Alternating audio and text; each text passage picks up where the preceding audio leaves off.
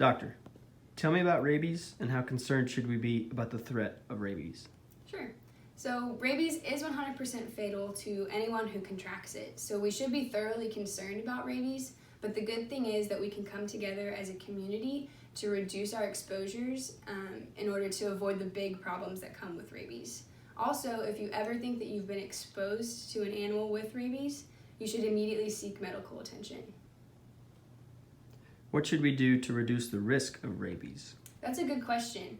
The best thing that we can do is avoid the wildlife species that commonly carry this disease. In Texas, the big species to avoid are bats, skunks, and foxes.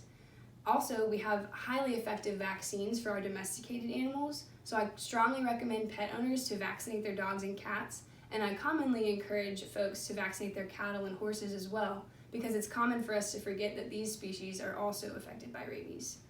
The best thing that we can do is reduce our exposures to our animals so that we can reduce exposures to ourselves, because rabies is 100% fatal.